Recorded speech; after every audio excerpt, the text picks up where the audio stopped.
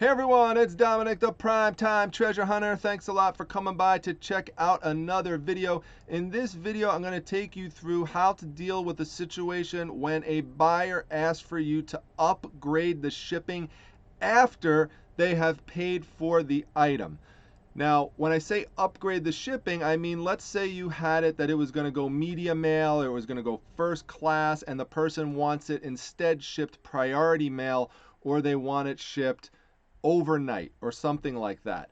That's going to cost extra, and regardless of whether or not you use a free shipping model or a calculated shipping model, that extra cost is going to be absorbed by the buyer. Buyers understand that, and what you essentially have to do in that situation is you just have to know how to invoice them. Now, if they have not paid for the item yet, there is also a way to invoice them for the extra cost, but a lot of times someone will actually go ahead, make the purchase, and then ask you to handle it after the fact. And that's a situation that could be very frustrating, especially for new sellers, because new sellers tend to be used to, okay, you know, here's the sale and here's the way I'm going to ship it. I'm going to send it off. And now if there's something extra involved after that, I don't really know what to do. And a lot of times we'll respond to the buyer, I can't do anything to help you in this situation. Sorry, it's going to go out as is. And that could cause the buyer to get frustrated. And there could be frustration on both ends in that situation, because ideally you would like the person to reach out to you ahead of time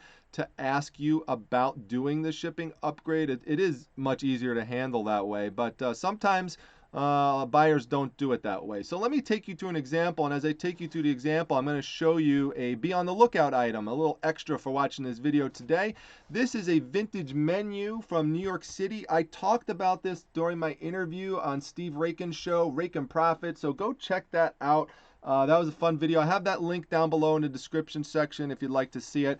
And for those of you who've been to New York City and know some of these vintage restaurants here, there's 3 of them that are actually listed here. There's Stouffer's Top of the Sixes, there's Act 1 restaurant, and there's also the Pub Theatrical restaurant. Now, none of those restaurants exist anymore, and so there's nostalgia associated with this. You could just tell by feeling it and by looking at it in terms of the artwork and the lettering inside that it is a nice old vintage piece. And you know, it's got the nice little string running down the side. So for someone who used to go to one or more of these restaurants on a regular basis, this could help reconnect them to it. And so I talk a lot about that. I sell memories. And what I mean by that is people have memories and they want to reconnect with them. And so a lot of times with the nostalgic and vintage types of pieces that I'm selling, I'm helping them reconnect with those things. And I love that. Whether it's a personal item for someone or they're gifting it to somebody else, I absolutely love finding this stuff and helping people do that.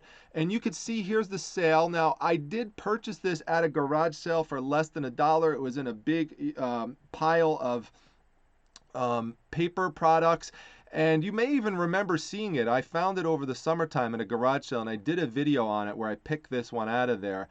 If you remember watching that, let me know that down below. It'd be interesting to test some of your memories on that one, for those of you who have been with the channel for a while.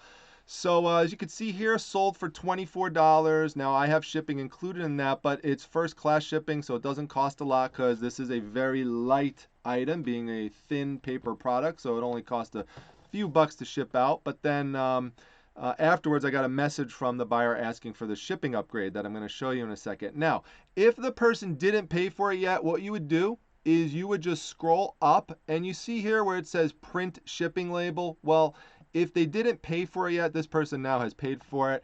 But if they didn't, what that's going to say is send invoice. And so you would just click send invoice, and within that there are going to be fields that you could add additional shipping charges in, and then you just send it over to the buyer. The buyer pays the invoice as they regularly would, and you just ship it out that way. But the situation that unfortunately occurs sometimes is after they've paid, and then you get a message like this on the top of the Sixes menu. Great item, looking forwards to it. Could I give you a FedEx number so I could get it sooner, or could I pay for it with priority mail? I'm in Florida and I'd really like to or love to get this by Thursday, January 10th for a January 11th birthday. Thanks so much. So it's a time pressure thing, and you can understand that they want to get it.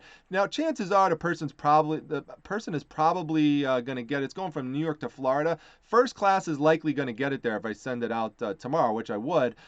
Priority would give the person peace of mind. I think that's what the person wants to purchase. And so to do that, what you want to do is you want to log into PayPal. And I'm not going to show you the main login screen because that just brings up a lot of personal financial information, and also brings up the latest sale with the person's address in it, and so I don't want to show that type of stuff. But and it shows other people's names from other types of sales and transactions. But what you do when you log in, on this left-sided margin towards the bottom here, like right where I have my cursor moving, you're going to see a button that says Create Invoice, and it's going to come up just like this.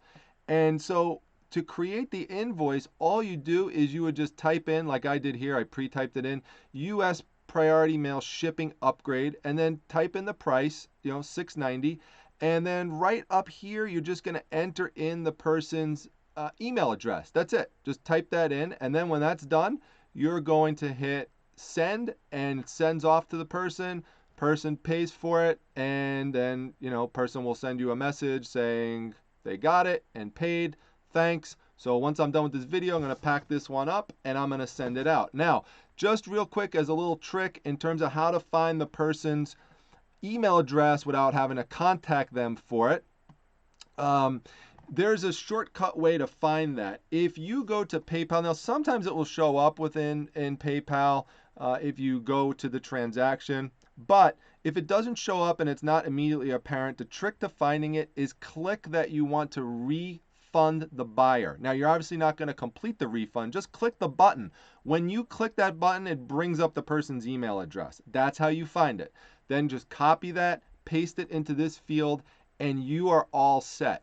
So I hope that this helps you deal with this situation. If it occurs with you in the future, just use it as a resource video. Just remember it's here. If you never dealt with this before, just come back to this. This will help you solve the issue. If you like the video, make sure you hit that like button. Make sure you subscribe to the channel. Let other people know about the Primetime Treasure Hunter YouTube channel so we could keep getting the word out and spreading the love in the reselling community.